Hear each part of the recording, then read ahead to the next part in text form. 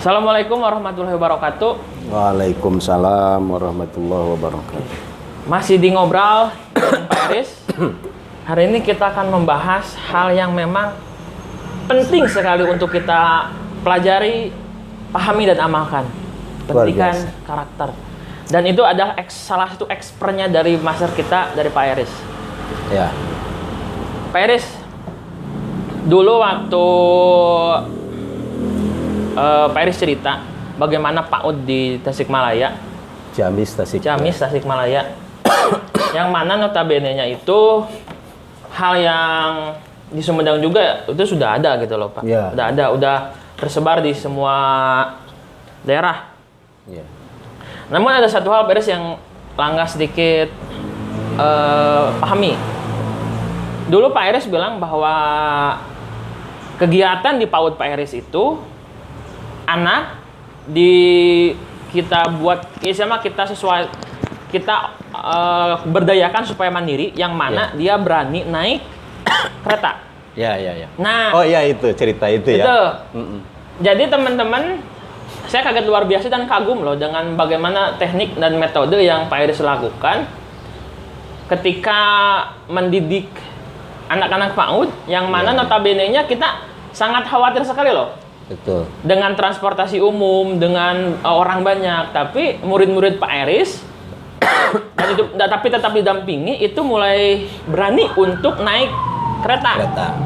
Ya, itu pendidikan yang biasa loh Pak. Itu bagaimana ceritanya itu Pak? Jadi begini ceritanya. Kebetulan itu kita di sekolah itu namanya pendidikan holistik berbasis karakter.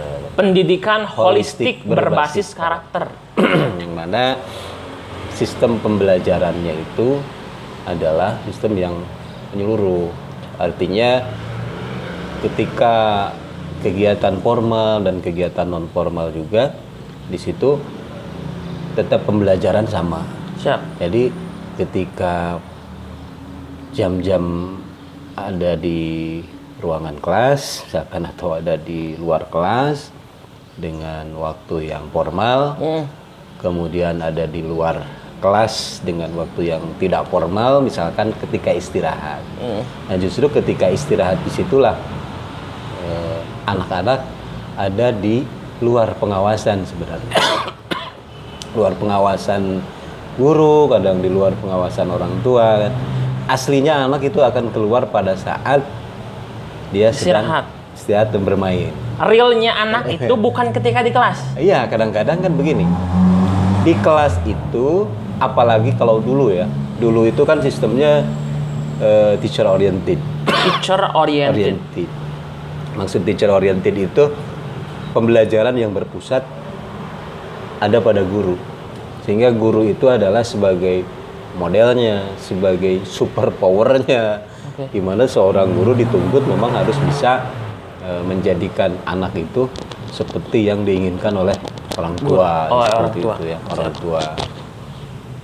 Nah, ketika teacher oriented itu, maka apa yang dilakukan oleh guru, apa yang diajarkan oleh guru, di situ anak-anak dituntut untuk mengikuti kan?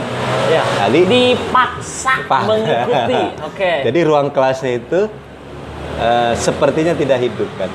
Karena anak-anak itu suruh siap, sidakep, kunci mulutnya kan gitu.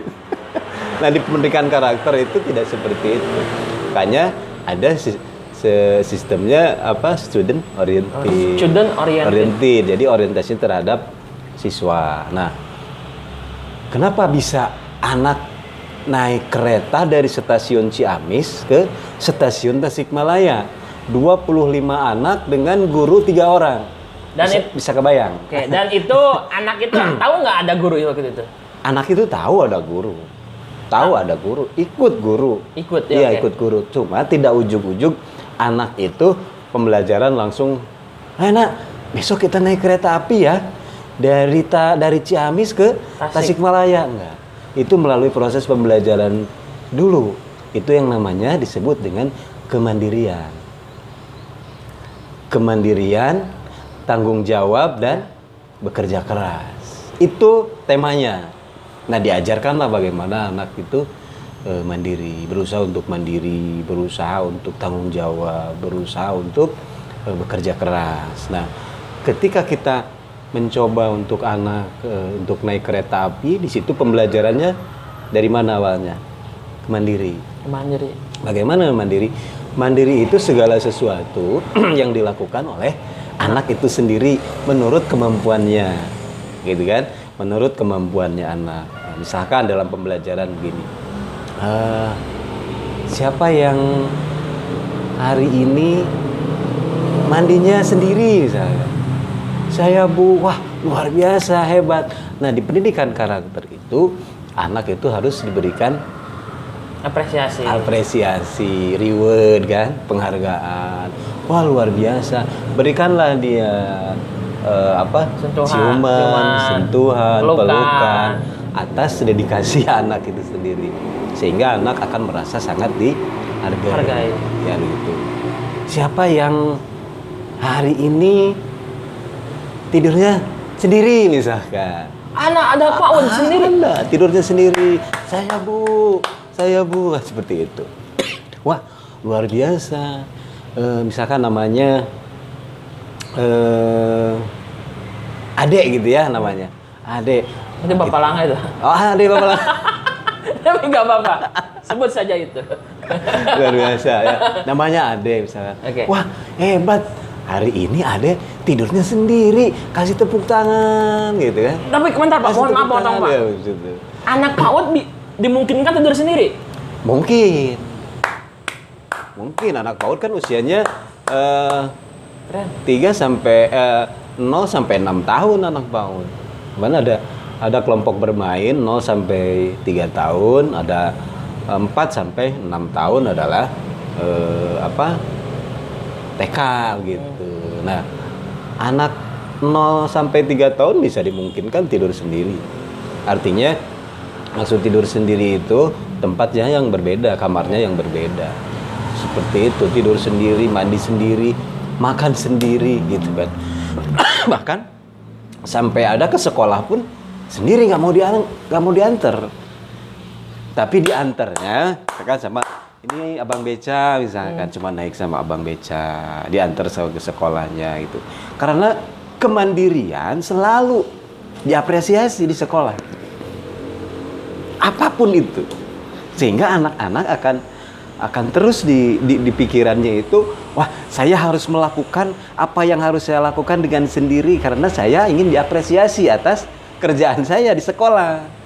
Nah, semua dari 25 anak itu sebelum kegiatan pembelajaran yang formal gitu, kita seperti ngobrol di satu ruangan ini, makan sama apa gitu, tadi tidur sendiri atau sama mama, sama papanya gitu kan, selalu diapresiasi.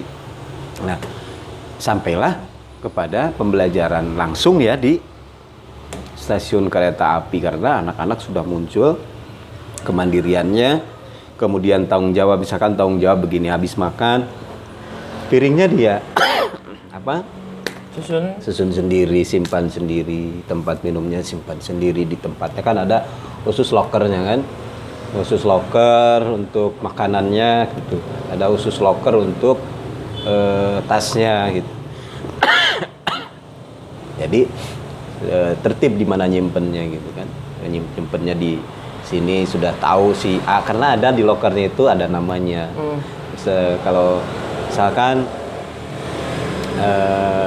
anak ini si tadi Ade ya namanya Ade gitu, hari ini suasananya ceria misalkan, dari rumahnya ceria, itu lokernya itu gambarnya gambar tersenyum. Oh, tersenyum. Iya, tersenyum. Misalkan Yuli gitu, dia namanya Yuli. Yuli hari ini ketika datang wajahnya agak sedikit, misalkan agak sedikit sendu, misalkan agak sedikit seperti ada masalah misalkan. Itu lokernya gambar tapi senyumnya agak nggak simetris. Agak simetris gitu. Nah, jadi awal itu ketahuan anak-anak yang seperti apa. Gambar itu dibuat oleh anak sendiri. Gambar itu dibuat oleh tim teaching, guru. Tapi Guru. anak tinggal mengapresiasikan. Enggak. Oh, ada juga. Guru yang nyimpen itu khusus di pintu lokernya gitu. Kalau namanya sudah disimpan di situ, namanya ada. Tapi ada satu tempat stiker di mana itu untuk mengetahui perasaan anak pada saat Pagi hari. Sebelum belajar. Sebelum belajar. Nah, di situ akan menentukan bagaimana treatment, sikap dan perlakuan seorang guru Kepada murid. kepada siswanya. Apakah tetap bisa disatukan? Apakah nanti pembelajarannya secara terpisah? Gitu. Keren, luar biasa. Nah, jadi anak yang misalkan dari awal ketika masuk sudah kita lihat lokernya itu kan agak berbeda. Nah, kita berikan dulu semangat misalkan supaya anak itu melupakan apa yang terjadi gitu. Misalkan kan biasanya begini, permasalahan anak biasanya ketika datang ke sekolah itu anak pingin bawa nasi goreng misalkan, ternyata ibunya terlambat bangun misalkan. Jadi akhirnya beli dari warung, misalkan kupat tahu atau apa. Padahal keinginan anak itu nasi goreng kan. Hanya anak merengek-rengek minta nasi goreng. Karena nggak sempat, waktunya sudah mepet, akhirnya dipaksakanlah kupat tahu gitu kan, misalkan untuk dibawa bekal ke sekolah. Akhirnya anak kan moodnya nggak ada kan. Karena pingin nasi goreng, ketika datang ke sekolah jadinya kupat tahu misalkan. Nah itu wajahnya sudah berbeda. Gitu. Gini Pak Haris. Ya. Jadi ternyata dengan sebut saja pagi-pagi udah beda makanan pun, Ya. anak berubah. Anak berubah. Dan selama hari itu dia akan seperti itu. Biasanya dia malas ke sekolah kan. Hanya karena nasi goreng. Karena nasi gorengnya tidak terpenuhi. Iya. Jadi harus benar-benar Harus betul-betul karena bagaimanapun juga ketika kita mengajarkan kepada anak, karena tidak ada rumus baku ya untuk ngajar anak itu, tidak seperti halnya angka 1 tambah 1 2 kan. Rumus anak itu bervariasi, dinamis kan, fleksibel, situasional kan. Akhirnya berbeda juga bagaimana guru ketika dia sudah mempersiapkan skema pembelajaran, tapi ketika di lapangan itu berbeda dengan apa yang dibuat, yang direncanakan. Akhirnya ya, seorang guru harus buat pembelajaran sesuai dengan pada saat itu.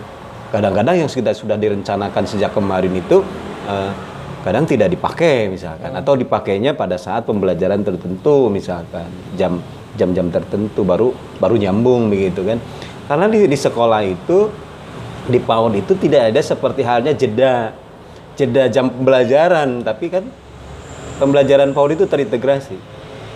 Jadi apapun itu kita kemas, konsep angkanya, konsep hurufnya, konsep pendidikannya kita kemas dalam satu kemasan pembelajaran. Jadi seolah-olah tidak ada jeda atau tidak ada parsial gitu, terkotak-kotak. Ini ngitung misalkan jam segini sampai jam segini udah ngitung misalkan belajar hurufnya jam segini. Enggak, ngalir saja. Ngalir seperti itu. Jadi seolah-olah anak itu tidak seperti di kelas belajar pada umumnya. Pada umumnya ngalir, karena ketika anak mau main juga di luar juga, guru udah siap untuk bagaimana pembelajaran di luar supaya tertib begitu kan. Luar biasa. Ini Pak Haris, pendidikan anak usia dini, PAUD, atau mungkin kita sebut sebagai pendidikan dasar, pendidikan awal, awal sekali dia belajar, itu akan sangat berpengaruh kepada seumur hidup dia. Iya, betul. Itu yang Langa rasakan ketika dulu waktu Langa juga mengalami TK, Pak Haris, cuma memang dulu mah belum ada PAUD, TK. Yang mana usia mungkin sudah disebut dewasa berarti Pak Haris ya? Iya. Sudah mungkin 6 tahun mungkin Pak Haris ya? Iya, 6 tahun. Mau masuk ke 7 tahun usia sekolah.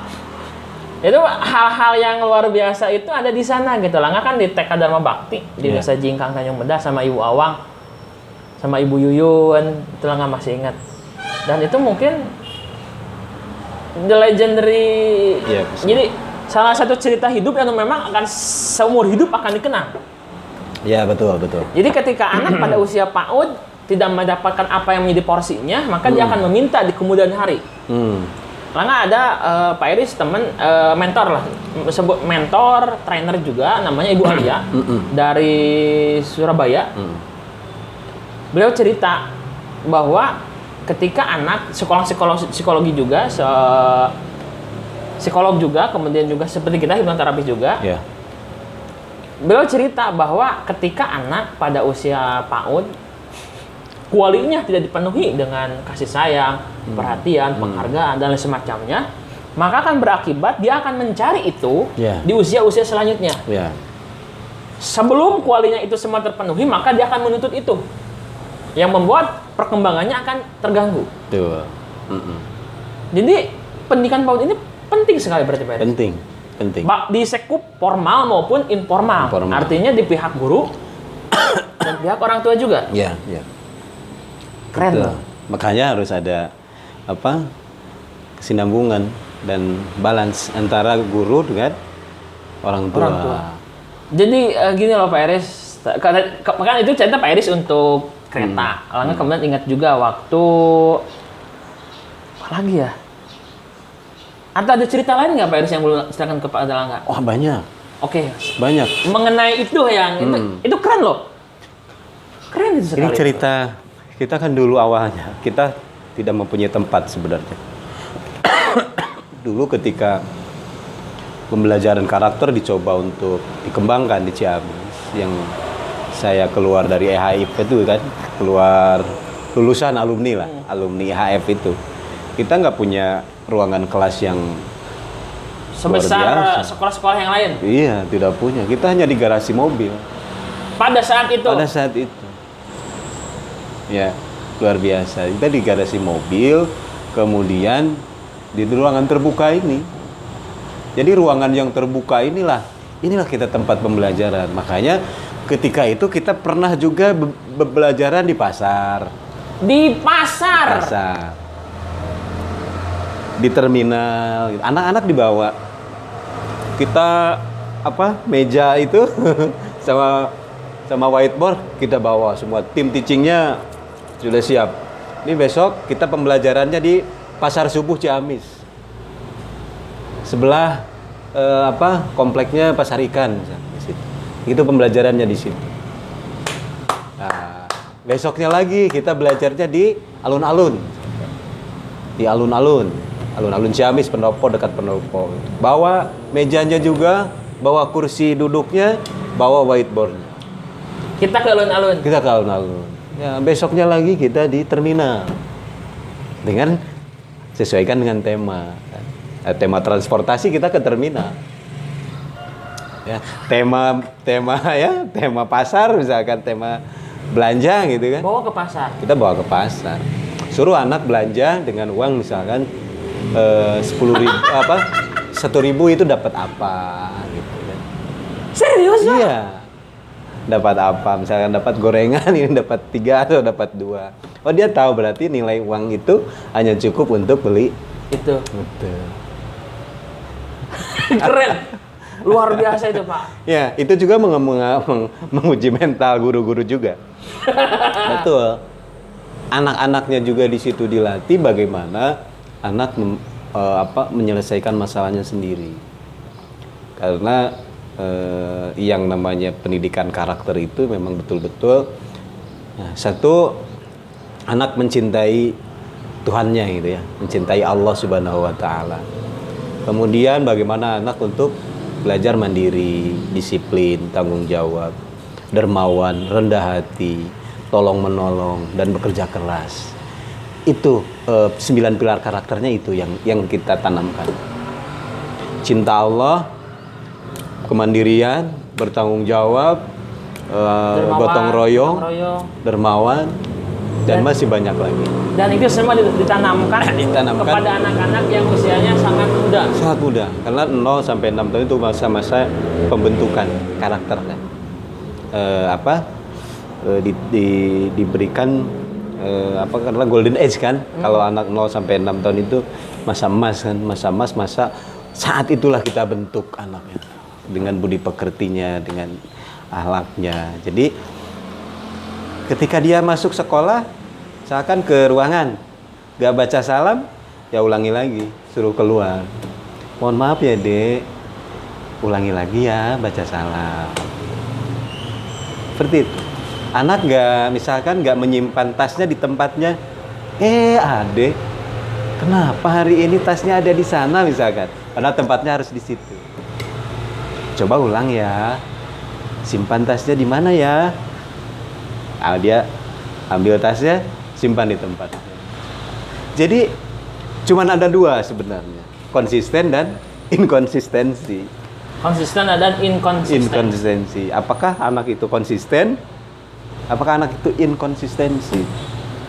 Makanya penilaiannya itu kalau akhir tahun itu kan, yang mendapatkan penghargaan konsisten buang sampah. Konsisten pun dihargai. Yang penghargaan hari ini belajarnya bukan belajar misalkan. Hari ini bukan hari ini ya, kita karena penghitungannya yang konsisten kan, ada catatan portofolionya kan. Yang rajin sedekah misalkan. Karena konsep dermawan kan di situ ya. Penghargaan, pasti kita nggak penghargaan. Kemudian yang membuang sampah pada tempatnya sudah kan tadi. Yang selalu permisi di depan teman-temannya ada. Permisi pun dihargai. Karena kita ajarkan, mohon maaf, permisi. Nah, ketika di kereta itu bagaimana mempraktekkan, mengaplikasikan kalimat permisi, minta maaf, dan boleh duduk di sini. Bayangkan di kereta dengan kumpulan orang-orang yang beragam. Anak-anak minta permisi, mohon maaf, boleh duduk. Guru-gurunya di sini aja ngegantung, liatin anak-anaknya duduk. 25 orang. 25 orang sama 3 guru. Dibagi 3 gerbong. Dibagi 3 gerbong. Itu real, iya, fakta nyata, dan itu nggak kagum loh. Iya, luar biasa. Jadi itu yang akan mereka ingat, itu akan menjadi karakter mereka. Iya, betul. Dan bagaimana menumbuhkan rasa kangen itu yang luar biasa. Ada itu caranya. Ada caranya, tekniknya. Nanti ke teknis itu. Anak itu kangen sekali, pengen sekolah terus. Ketika gurunya tidak ada, dia sakit. Ada seperti itu. Oh ya. Ada tekniknya. Ada. Untuk mencelupkan diri kita kepada dunianya anak-anak kan otomatis kita harus masuk ke dunianya mereka. Kan untuk mengajar anak-anak itu guru itu masuk ke dunianya mereka, anak-anak. Bukan anak-anak dipaksa untuk masuk ke dunianya guru. Itu kurang patut, kurang tepat. Oke, ada satu lagi cerita yang pernah Bapak ceritakan kepada Pak. Ketika anak pilek lah sebut ya Pak. Iya, pilek. Sampai kan ingusan. Ingus. Ada sesuatu yang buat Langga kesederhana tapi itu kena. Iya. Jadi bajunya guru dielapkan ke anak, ke ingusnya. Ya. Kalau di orang mah nyingsring lah bahasa Jawa. Pak Iris nanya kenapa harus seperti itu? Atau jelaskan apa langsung Pak? Ya gitu. Kan kalau anak-anak PAUD itu, apalagi yang kober itu kan ya masih ada yang kompol kan, kemudian ada yang ingus gitu kan. Itu memang udah biasa. Dan memang bagaimana perlakuan kita terhadap anak itu. Karena orang tua menitipkan anak di sekolah kita itu, mereka yakin dan percaya bahwa sekolah ini tepat. Itu pilihan mereka. Dan ketika kita diberikan amanah untuk menjaga itu, untuk merawat itu, dan kita pun harus memunculkan sosok orang tuanya di sekolahnya. Jadi ketika anak dititipkan oleh orang tuanya di sekolah itu, anak pun merasa bahwa inilah sosok orang tua saya. Seperti itu. Jadi buatlah sebuah hubungan yang erat, sampai ketika anak keluar ingus, jangan ambil tisu atau jangan ambil serbet, pakai aja gitu. Punya kita baju gitu kan. di apa?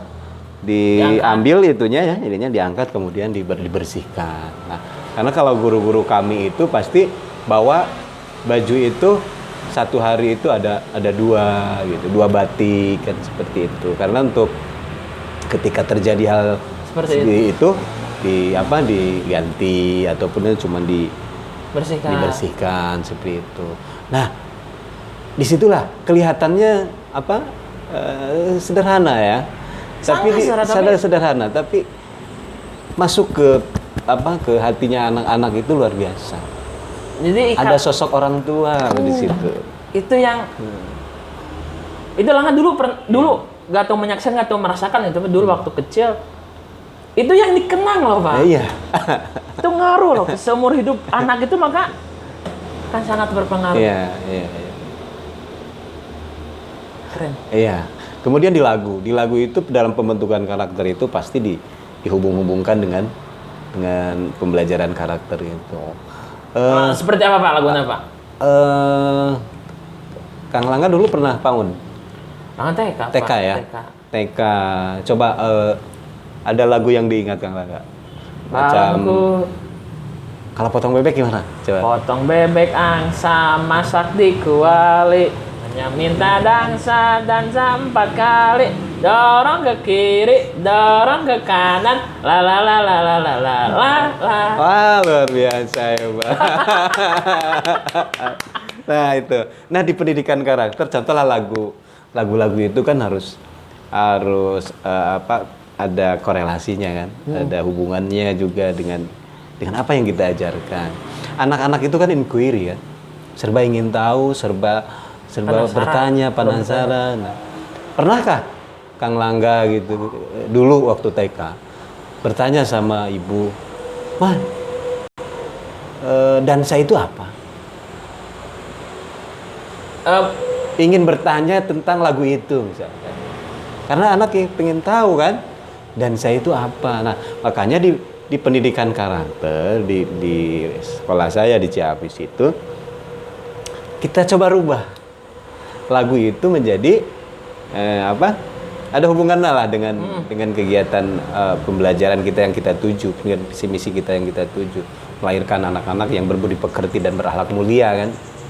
Saya rubahlah lagu itu gitu. Jadi seperti ini lagunya. Potong bebek angsa, bacalah bismillah, fakir miskin minta, berilah sedekah, disayang Allah, disayang Rasul, jadilah engkau anak yang pemurah, disayang Allah, disayang Rasul, jadilah engkau anak yang pemurah. Seperti itu. Luar biasa. Jadi aman kan lagunya kan? Aman. Potong bebek baca bismillah kan, dikasihkan kepada fakir miskin. Itu Rasul mengajarkan untuk berbuat kebaikan, sedekah sesuai dengan pilar karakter kita. Dari lagu ya. Itu lagu hafal 25 tahun, mungkin 23 tahun lalu itu Pak. Itu kita rubah sesuai dengan karakter. Bahkan mungkin kata tadi ada ada dansa. Ya. Itu pun juga Langga tahu kata itu dari 20 sekian tahun yang lalu yang memang nggak bertanya waktu itu. Nggak bertanya kan? Kenapa potong bebek? Kenapa dikuali? Ya. Yang mana itu memang diciptakan untuk anak-anak. Kita nggak komentari lagu Pak ya. Yeah. Cuma memang itu salah satu lagu yang membuat Langga ada pada momen itu. Iya. Artinya kan itu Indonesia tahu berarti bahasa lagu itu. Iya, Indonesia tahu. Indonesia tahu lagu itu. Cuma kan itu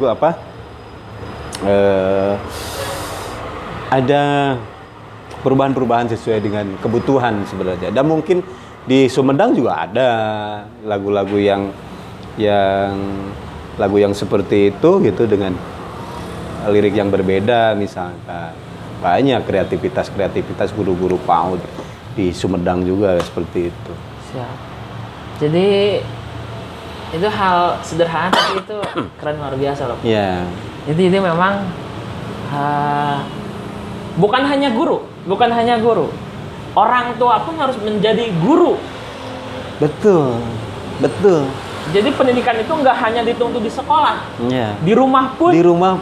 Justru itulah di rumah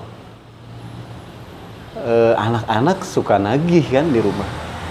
Penasaran kan dengan pembelajaran yang ada di sekolah. Otomatis dituntut seorang ibu itu harus bisa kan. Makanya ada di parenting itu. Nah, jadi ketika kita mengumpulkan orang tua itu bukan hanya kita membahas seragam atau piknik seperti itu. Kita bahas pembelajaran dan juga teknik membelajarkannya. Teknik pengaliran karakternya, teknik pembelajarannya juga disampaikan kepada orang tua. Jangan kita berpikir orang tua mau buka PAUD ya. Tapi kita mencoba untuk bagaimana anak ketika di rumah pun seorang ibu bisa menerapkan pembelajaran karakter itu. Misalkan contoh, biasanya dalam teknik mengaji ya. Nah, mengaji. Nah, itu teknik mengaji. Langga lupa suratnya, Pak. Jadi Langga mengerti mengakui. Ada suatu kalimat dalam surat apa yang mana kok sama ya dengan surat yang lain. Jadi surat apa gitu. Dia serasa kok nah jadi surat yang jadi kadia. Oh iya. Nah, dan itu dijawab sudah oleh Pak Eris. Itu ketemu sekarang jawabannya. Iya. Iya, Langga kalau misalnya sholat, Pak, misalnya baca surat apa gitunya, kok nah jadi ke surat iya. Akhirnya malah balik di ka alfalak di Anas deui, apa di Anas di kulhu deui. Pas baca suratnya nah jadi balik ke dia. Dan itu selama 20 sekian tahun menjadi misteri sekarang terjawab oleh Pak Eris waktu itu.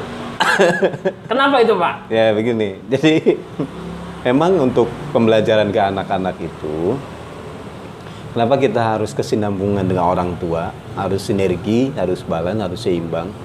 Karena yang kita ajarkan itu harus konsisten, istiqomah kan, menanamkan konsisten tadi kan, harus istiqomah itu tadi. Sehingga orang tuanya juga diajarkan lagamnya bagaimana, makhrajul hurufnya bagaimana. Misalkan begini, lagamnya di kita, misalkan di sekolah. A'udzu billahi minasyaitonir rajim. Bismillahirrahmanirrahim. Qul huwallahu ahad. Allahus samad. Lam yalid wa lam yulad wa lam yakul lahu kufuwan ahad. Orang tuanya sama seperti itu, lagamnya juga seperti itu. Ketika anaknya di rumah, lagunya juga itu. Lagamnya sama. Lagamnya sama. Nah, ya sekarang kalau nggak sama, misalkan ibu minggu ini anak diajarkan surat Al-Ikhlas. Tolong Bu ya, bantu di rumah. Tanpa kita kasih tahu bagaimana lagam. Karena suka begini. Ketika anak-anak di sekolah, lagamnya sudah seperti itu kan. A'udzu billahi minasyaitonir rajim. Dikasih libur, misalkan 1 minggu, datang ke sekolah udah beda lagi lagamnya. Bismillahirrahmanirrahim. Wal asri innal insana lafi husrin illa. Nah kayak gitu. Nah pas kejadian nih waktu di TPA kan, siapa yang tahu surat Al-Asr ayat 2 misalnya. Wal asri innal insana lafi husrin illa. Illa itu udah mau ke ayat ketiga kan. Nah makanya di teknik pembacaan ayat suci Al-Quran ke anak usia dini itu diusahakan nggak boleh wasol. Tong disambung. Iya, tong disambung. Jadi seayat. Ayatan bil ayatin, satu ayat. Wal as innal insana lafi khusr illal ladzina amanu wa amilus solihati wa tawassaw bil haqq wa tawassaw bis sabr. Satu ayat. Satu ayat. Jangan sekejadian kayak tadi itu. Pas ditanya ayat yang pertama apa? Wal asri innal insana lafi husrin illa. Nah, itu salah jadinya akhirnya kan? Tuh, baru ketemu loh. Harusnya ayat yang pertama itu wal asr. Wal as. Iya. Baru satu itu, jadi Satu ayat. dipisah. Dipisah.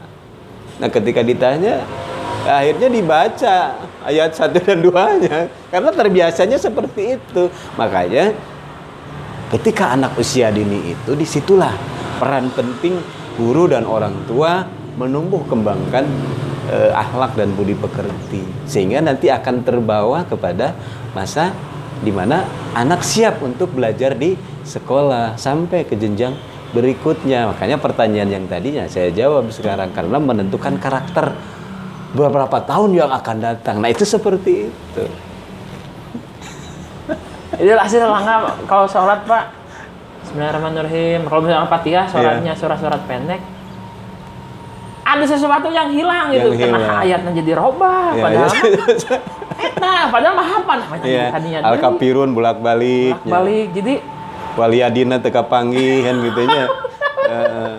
akhirnya 20 sekian ketemu, ternyata memang dulu langkah Bismillahirrohmanirrohim. Jadi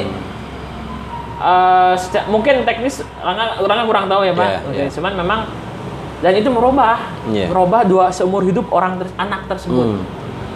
Jadi, maka bisa jadi bahan perhatian khususnya bagi orang tua dan jadi bagi guru juga dan bagi lingkungan. Itu keren loh, Pak. Iya. Tapi kalau untuk pendidikan PAUD, Pak, sedikit kita bergeser, Pak.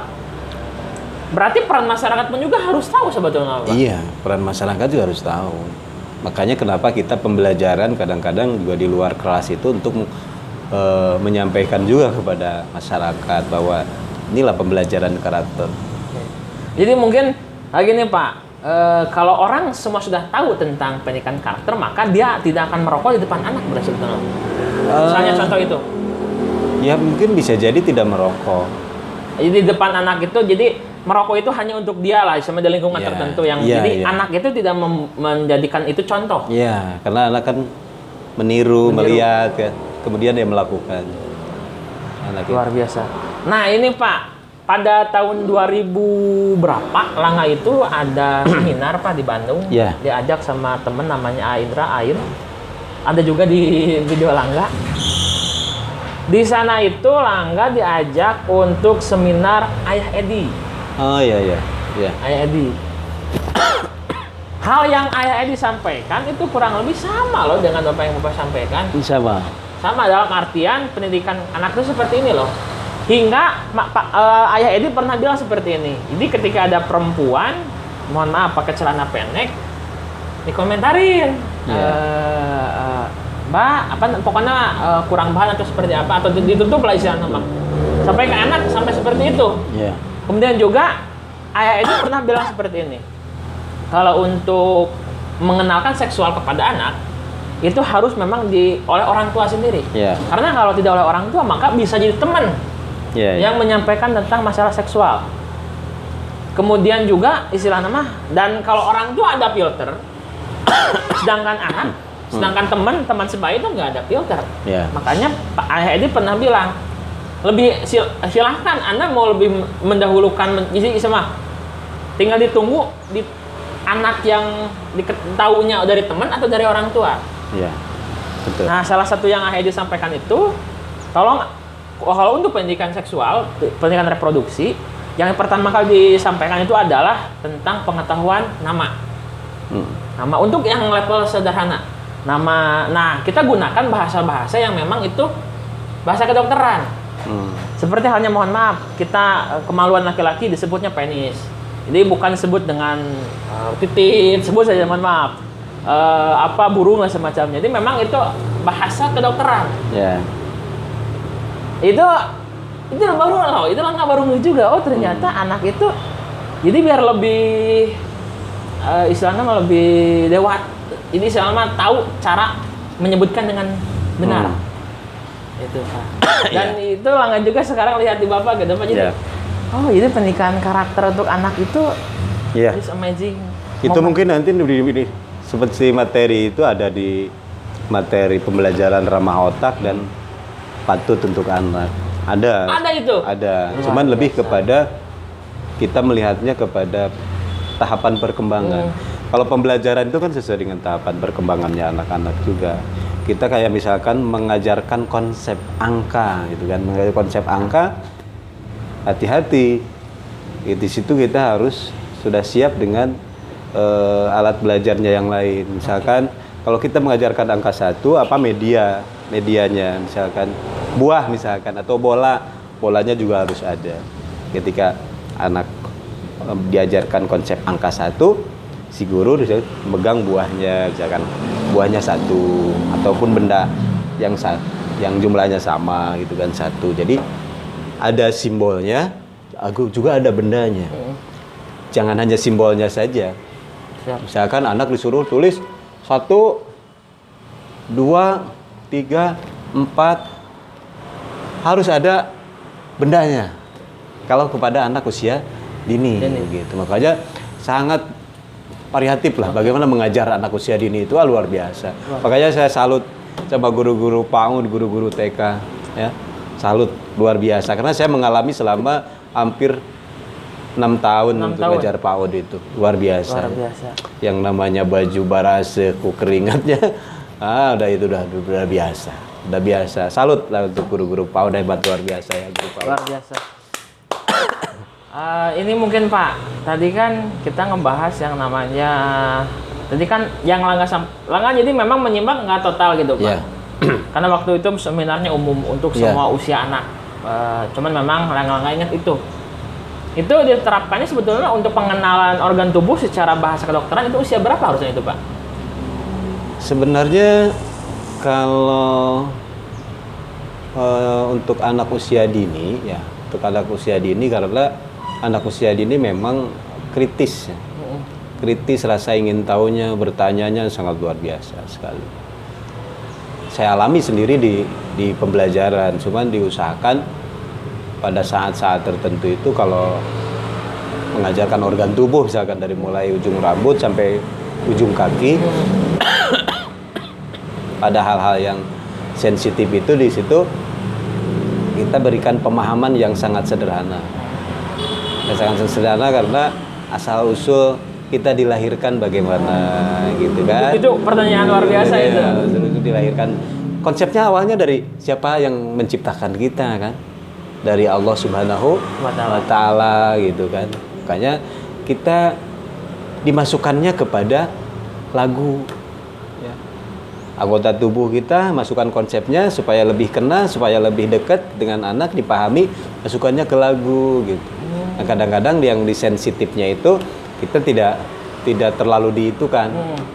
Gitu, lewat saja. Karena nanti juga anak itu akan tahu ketika masanya. Karena usia sekolah SD, kalau nggak salah kelas 4 atau kelas 5 gitu ya, pasti ada di kitabnya Sapinah itu kan, masalah Hasapah fil Farji kan, Hasapah dan Farji itu kan, untuk masalah itu ada di Sapinah, di kitab Sapinah itu kan, itu sejak SD kelas 4 atau kelas 5 sudah diajarkan itu. Jadi nanti berkembang sesuai dengan tahapan perkembangan, tahapan berpikir dan tahapan anak-anak belajarnya, nanti juga akan diketahui masalah itu. Berarti yang jelas di pendidikan PAUD itu dicelupkan kepada anak itu melalui lagu, melalui permainan dan lain sebagainya. Konsepnya dari Sang Pencipta, awalnya dari siapa itu Allah, kemudian kenapa ada kita seperti itu dimasukkan. Jadi mungkin yang tadi Langga sampaikan itu ada di momen untuk anak, cuman bukan untuk PAUD berarti itu Pak? Bukan. Itu lebih dewasa. Lebih ke TK Al-Quran, misalkan di TK TPA gitu kan, yang usianya 4 tahun, 5 tahun, 6 tahun. Siap. Luar biasa Pak. Oke, untuk teman-teman info lengkap nanti Pak Heris untuk mau konsultasi, mau share, apapun itu silahkan. Nanti alamat juga nanti bisa tuliskan Pak. Iya. Nanti untuk alamat, kita bagi-bagi ilmu lah. Alamat, kontak, atau maupun mengundang beliau untuk hadir di seminar, ataupun nanti bisa langsung hubungi beliau. Channel YouTube ada Pak? Channel YouTube ya. Ada. Ada. Nanti bisa kita sering kolaborasi Pak. Iya. Keren durasi Pak. Siap. Luar biasa. Siap. Terima kasih buat Feris. Sama-sama. Luar biasa. Sama-sama, Teman-teman terima kasih telah menonton.